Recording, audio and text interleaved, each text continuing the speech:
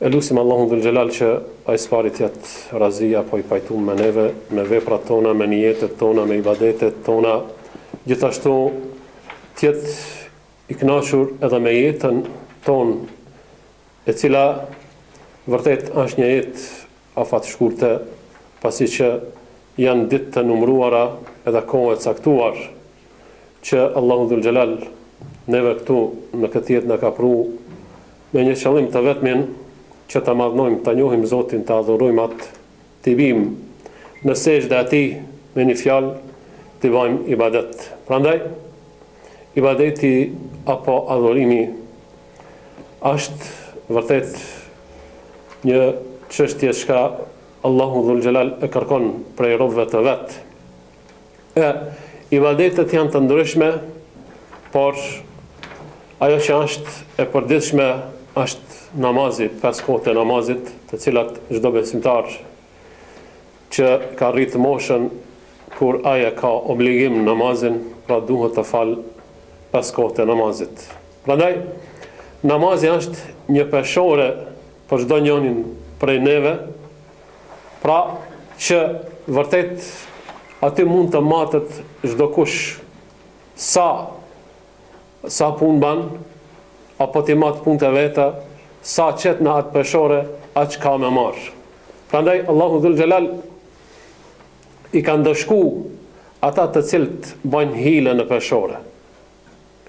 Me fjalët e tia në Kur'ani Kerim, ku thot wailul lil mutaffifin, mirë për ata që kur masin për vete, masin në anën e tyre, e kur masin për tjertë, masin më pak. Prandaj, namazi është një peshore e cila mat veprat, besimin, imanin e besimtarit, muslimanit. Prandaj, më lejoni që t'ju përcjell një transmetim të Salman al-Farisi radhiyallahu ta'ala anhu, I cili thot: "As-salatu mikyalun, faman wuffiya lahu." Prandaj, thot se namazi është peshore. Kush e plotson atë, ditën e gjykimit, sevapin, shpërblimin, do ta marr ashtu të kompletuar nga ana e Allahu dhul xhelal. E kush ban hilen ja ka bën vetvetes. Prandaj, do thot do ta marr atë çka ka qit aty apo ka vendos në peshore. Prandaj neve e dim se kohët e namazit, cilat janë 5 kohët e namazit, e në veçanti farzet, vërtet janë, do thot, farze 17, kur ti numërojsh, janë 17 rekate farz obligim, të cilat I kemi detyrim brenda 24 orëve që duhet ta kryjmë këtë borxh para Allahu dhul xhelal. Prandaj, nëse numrojmë në kohë, sa kohë mund të merr ti falish 17 rekat nga 24 orë, vallahi llogaritë është një llogari shumë e vogël. Prandaj, nëse llogarit nga 1 minutë në rekat, 17 minuta, apo nga 2-34 minuta e kështu me radhë, nga ana tjetër Allahu dhul xhelal ka mundsu që, do thot, brenda ditës të kesh kohë të bollshme edhe për punë tjera. Prandaj mund të organizojsh jetën tënde, e namazi nuk lejohet që të lihet në asnjë formë, në asnjë mënyrë. Prandaj Hudhaife, transmetohet nga Hudhaife ibn al-Yaman radhiyallahu ta'ala anhu, I cili thuhet se ka pa një njeri duke u fal. Po e kemi edhe rastin I cili në kohën e pejgamberit alayhi salatu wasalam është fal keq, në thot, është fal shpejt.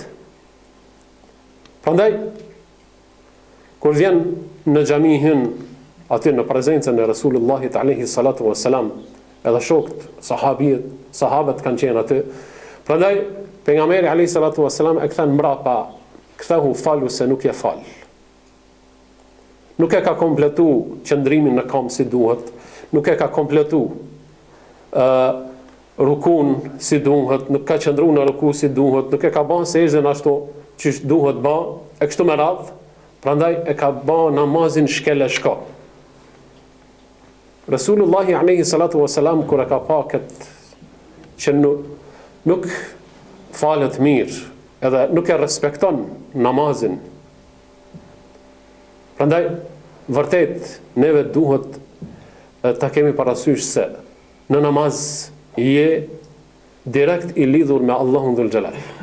Prandaj neve në këtë jetë me na u dhon rasti, momenti mu taku, e ju në veçanti ju që jeni student, shembull, të takoni me ndonjë profesor apo kujt unë se çka, apo me dekanin e fakultetit apo të universitetit, do thotë ki me pas një qëndrim, nuk e di unë si mund ta përshkruaj atë përqendrim.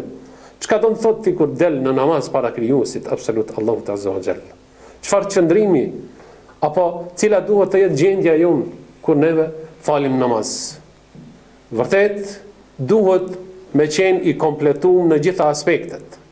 Para asaj edhe kur të marrish abdes kur të marrish, edhe abdesin duhesh me qenë i kujdesshëm që mos ta bash shkel e shko, se dhe ai është ibadet që përmes atij ibadeti shkon në një ibadet më të madh, që është namazi.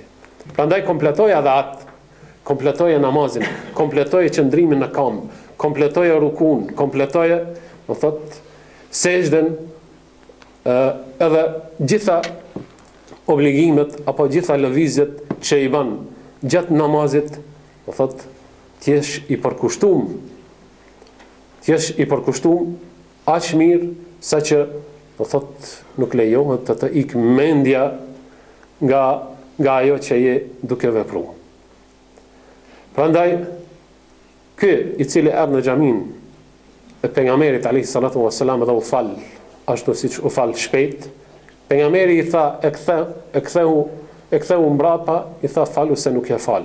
U fal edhe një herë, njëjtën mënyrë, njëjtën formë, njëjtat lëvizje.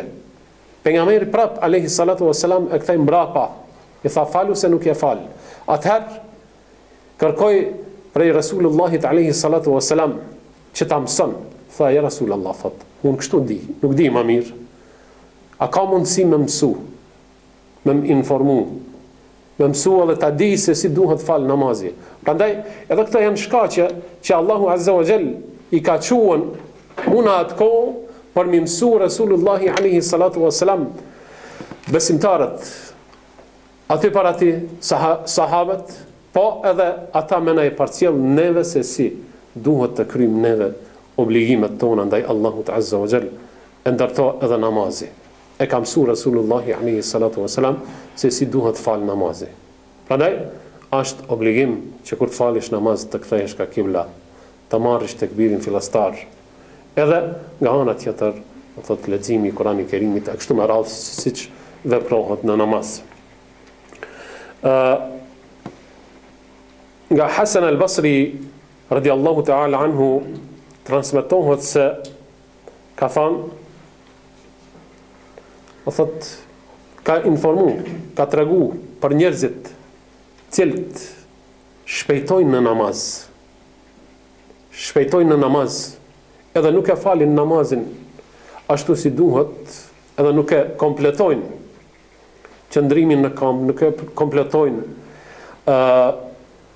rukun, sejdën e kështu me radhë, nuk i kompletojnë lëvizjet në namaz, atëherë i ka llogarit si njerëz të cilët vjedhin edhe mrenda në namaz. Do thotë, kur nuk i kompleton këto obligime, pra llogaritesh si një hajdut i cili, do thotë, vjedh dikun edhe ikën, këshir të ikish sa më shpejt. Po pejgamberi alayhi salatu wassalam Bilalin radiallahu ta'ala anhu e ka urdhnu o Bilal, thot, thirrë ezanin edhe na ban që, thot, të pushojmë me namaz. Keni vrejt se vërtet kur falë namaz je në një gjendje ndryshe nga ajo që je jashtë namazit. Prandaj nuk ka rastit që ky obligim apo ky ibadet, do thot, nuk është bën obligim edhe farz kur pejgamberi alayhi salatu wassalam, do thot, nuk është bën farz në tokë, Gjitha obligimet, gjitha farzet janë bën obligative edhe janë obligu duke qenë pejgamberi alayhi salatu wasalam në tokë. Mirë po për çështjen e namazit, Allahu azza wa jall pejgamberin alayhi salatu wasalam e ka ngrit në qiell. Prandaj e ka peshën në rëndësinë e vet. Prandaj atë njeri të cilin nuk e ban namazi që ai të ndalon veten e tij nga gjërat e shumtuara edhe të irrituara, vërtet nuk di unë se çfarë tjetër mund ta ndal njeriu nga veprat e liga. Allahu azza wa jall në Kur'ani Kerim thot: "Wa aqimis salata inna as-salata tanha 'anil fahsha'i wal munkar." Këtu në këtë rast ju drejtohet pejgamberit alayhi salatu wasalam urdhër i prerë nga ana e Allahut azza wa jall. Po i njëjti urdhër vlen edhe për besimtarët musliman, për ummetin e tij. Wa aqimis salah, fale namazin. Fale namazin duke qenë i kujdesshëm në faljen tënde, duke e kompletuar atë në gjitha aspektet. Fale me sinqeritet, me devotshmëri, duke bartë edhe frikën ndaj Allahut azza wa jall, se vërtet të falurit e namazit është shkak që njeriu e ndal nga veprat e liga, nga veprat e shëmtuara, nga veprat e irrituara. Prandaj çdo namaz ka vlerën edhe peshën e vet. Namazi si namaz farzet janë të domosdoshme, farz, obligim, që do t'japish llogari para Allahut azza wa jall për këto. I ngjajnë sikurse një binaje që njeriu nuk mund të jeton jashtë, por e ka për obligim që të ndërton një shtëpi apo një ndërtesë apo si dush quhe, edhe të jeton në ta. Sunnetet i ngjajnë atij muri i cili është mbrojtës për atë shtëpi apo për atë bina. E mbrojnë, po thot shtëpinë. Neve i dim se pejgamberi alayhi salatu wasalam ka garantu, e ka premtu, edhe e ka përgëzu atë i cili i run edhe i fal disa rekate prej sunneteve bëhet fjalë. Gjatë ditës, do thot, e ka përgëzu me një pallat në xhennet. Ndër sunnetet më me rëndësi, do thot edhe më me peshë, më me vlerë, që pejgamberi alayhi salatu wasalam ndoshta edhe gjatë udhëtimeve nuk e kalon, është sunneti i sabahut. Prandaj, jo rastësisht pejgamberi alayhi salatu wasalam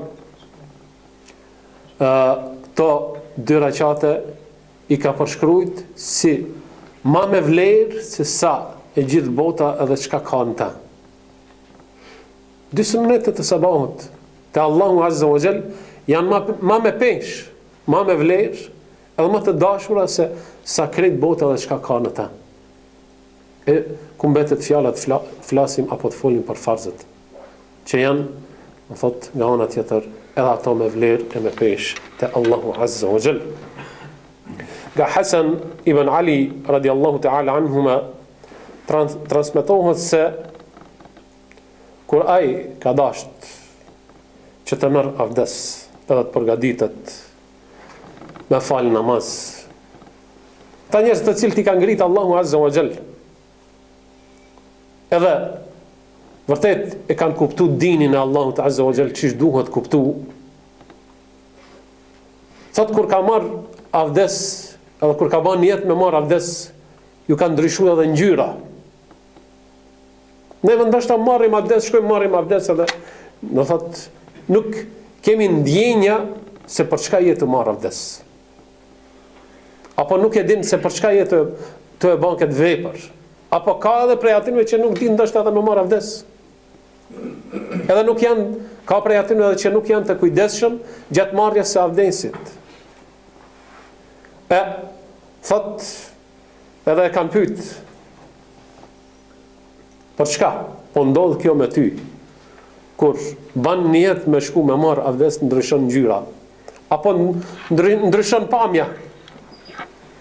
Thot, si mos ndryshoj, thot. Kur unë jam drejtu që të dal para Allahut Azza wa Jall. Me çfarë qëndrimi po dal para Zotit?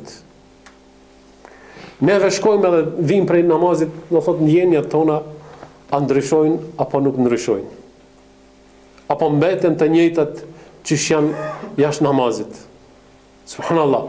Thot, si mos ndryshoj unë kur thot jam të dal para Allahut Azza wa Jall, El Malik El Jabbar. E kur ka ardhur te dera e xhamis, është ndal para derës edhe ka thonë, e ka ngrit kokën duke thonë, duke ju lut Allahut Azza wa Jall dhe duke i thonë atij, o Zoti im, robi yt troket në derën tënde. O bamirës, në derën tënde troket një i lig me gjunahe, me mëkate shumë ndoshta. Fatajawaz an qabihi ma indi. Thot mi fal të ligat të cilat i kam, apo janë tek unë, me të mirat që i ke ti. Ja Kerim, o bujar, thot masandej hynë në xhami. Neve shohim ka prej xhamateve që nuk i din këto rregulla. Apo shumë prej rregullave nuk i din. Nuk e din se si duhet me hynë në xhami. Me cilën kam duhet hynë në xhami. Çka duhet me thonë gjatë hyrjes në xhami? Si duhet me qëndru në xhami? Edhe kur dale, si duhet me dal? E kështu me radhë. Prandaj, to janë krejt rregulla. Është edukat. Është edukat që duhet marrë me seriozitet, edhe duhet praktiku në jetën tonë. Gjatë namazeve tona. Shiko, ata njerëz të cilët thash më herët se Allahu i ka ngritë dhe i ka lartësu, edhe kanë kuptuar dinin e Allahut Azza wa Jall, ashtu qysh duhet kuptu, rrënjësisht, edhe ata shumë janë kanë vërtet larg jemi neve prej tyre. Edhe nga ana tjetër kanë pranu veten e tyre se vërtet janë gjunaqar, mëkatar. E ku mbetet fjala për neve që ndoshta shumicën e rasteve, shumicën e kohës neve jemi me gjunahe apo mëkate. Parat nuk duhet mi nënvlerësu këtë çështje. Prandaj kur të shkojsh në xhami, praktikoje. Në veçantë namaz sabahit, ama është problem namazi i sabahit. Është problem namazi i sabahit. Prandaj namazet më të rënda për hipokritët, munafikët, janë namazi i sabahut edhe namazi i yatsis. Edhe mas pakti xhamat në përxhamia kemi gjetë në këto dy namaze. Kur qohësh në mëngjes, edhe duhesh të ngritesh duke e falendëruar Zotin tënd i cili ta mundsoi edhe këtë ditë mi përjetu mirësitë e Allahut Azza wa Jall nga jeta që të ka dhënën. Falenderoj, thuaj, falënderimi i takon Allahut i cili më ngjalli apo më ringjalli pasi që isha i vdekur. Që merr abdesin, vishu edhe shko në xhami. Duke shku në xhami, madhnoj Zotin tënd, lartësoj Allahun tënd, kërko falje prej atij.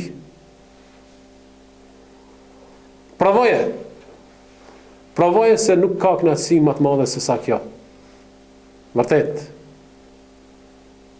Mirë po, neve aq ngusht na ka ardhur puna sa që vërtet kur të llogaritish prej besimtarëve musliman, që i thot vetës musliman, kur shfletojsh do thot librin e atij, të veprave të atij, shirish ndoshta gjatë vitit shumë pak prej namazeve, apo prej namazit të sabahut që ka falë në xhami, me xhamat.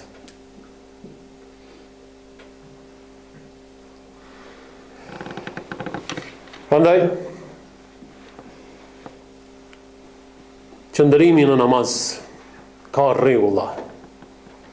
Jo, do thot njeriu të jetë i dekoncentruar në namazin e tij, edhe ta merr atë, do thot si një duke kryer një obligim edhe o kry. Jo.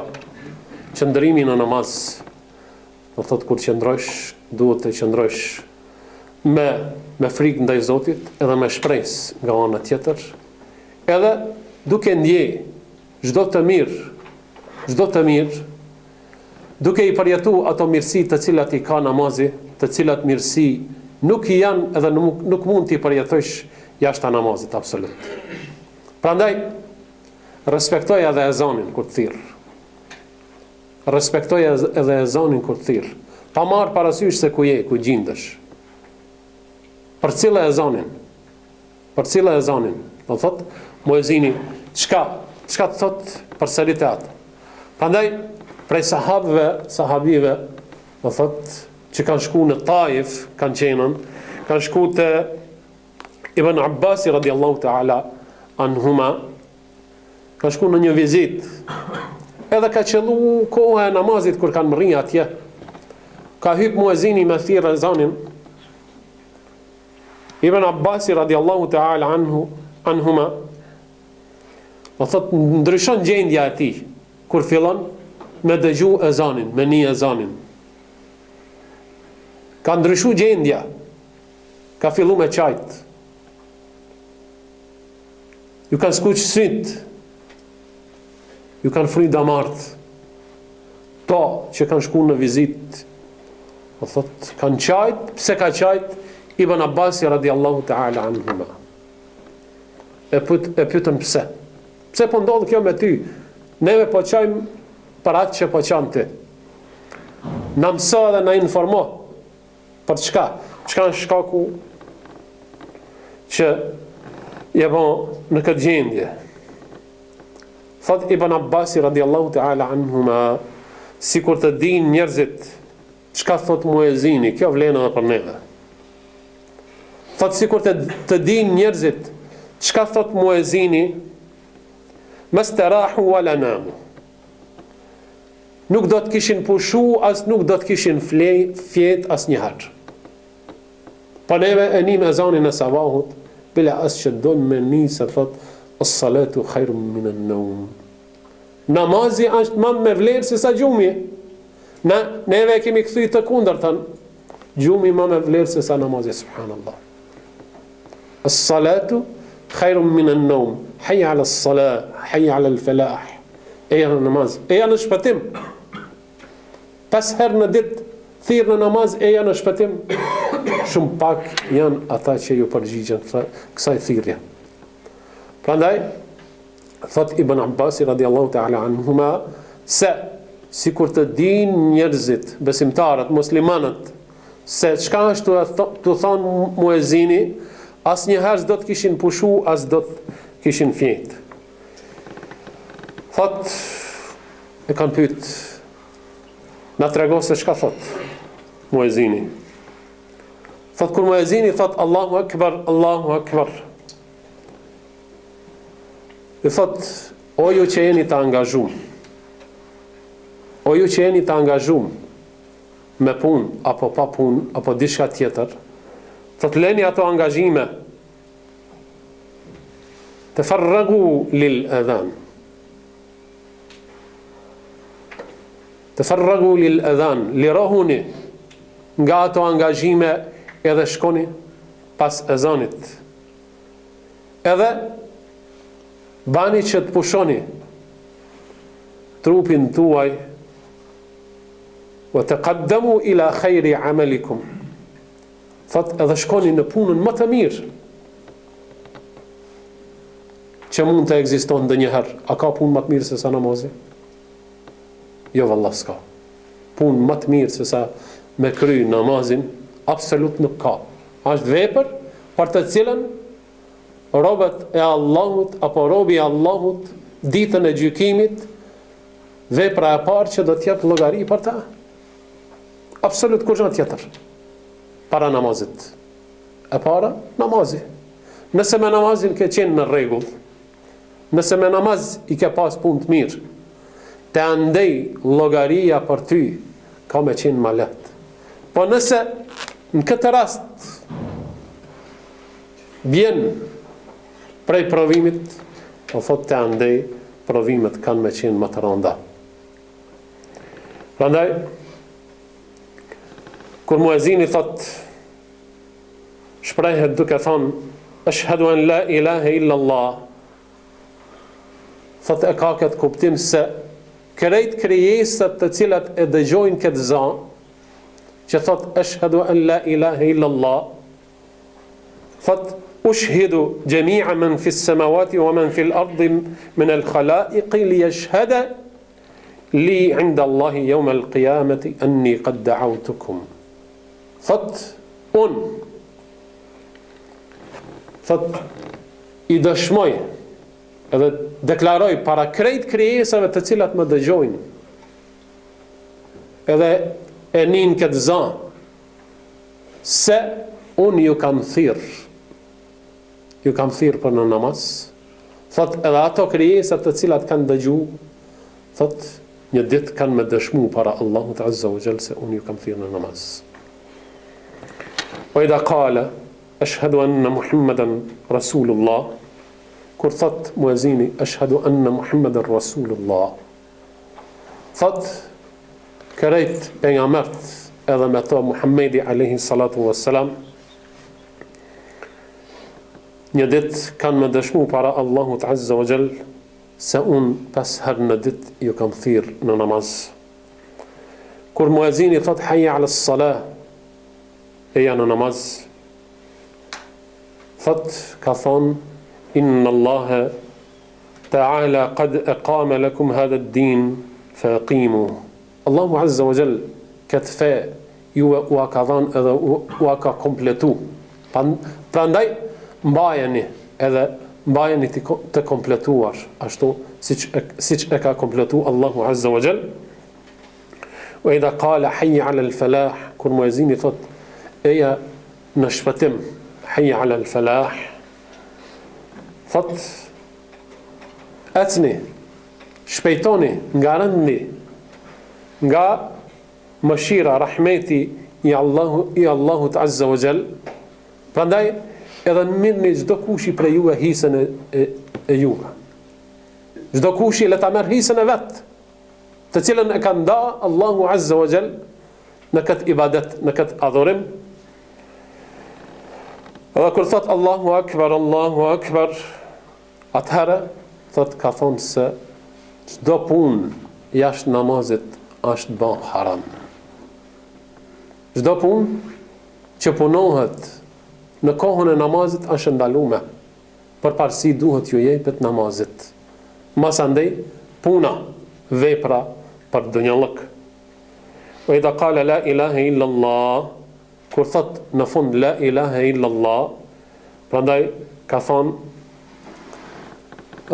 amanetin të cilin amanet nuk e kanë bajt as qejt, as toka, as kodrat, të cilin amanet Allahu Azza wa Jall ua ka parashtru këtyne krijesave, nuk e kanë bart, por e ka bart njeriu. Thot ashtë kjo amanet në krahërorin e juaj, prandaj barteni këtë amanet. Edhe rune, mbrone, mbane të pastërt ashtu siç e keni marrë të pastërt. Edhe mos i jepni, do thot, pamje tjetër e cila nuk i takon t'ju jepet këtij amaneti. Prandaj pa ju marrë kohën shumë, e lusim Allahun Azza wa Jall që neve këto ibadete, këto adhurime, të cilat i kryjm për hir të Allahut Azza wa Jall, dhasht Allahu ti pranon të plota pa tmeta, pa mangësi prej neve, edhe pse gjitha tmetet dhe mangësit janë tek njerëzit. Por Allahu është i kompletuar dhe nuk ka tmeta, prandaj nuk pranon përpos se vepra apo punë të cilat vërtet janë të kompletuara. E lutim Allahun Azza wa Jall gjithmonë që neve të na bën prej atyre që të vërtetën e shohin të vërtetë dhe ndjekin atë, kurse të pavërtetën e shohin të pavërtetë dhe largohen nga ajo. Wa akhiru da'wana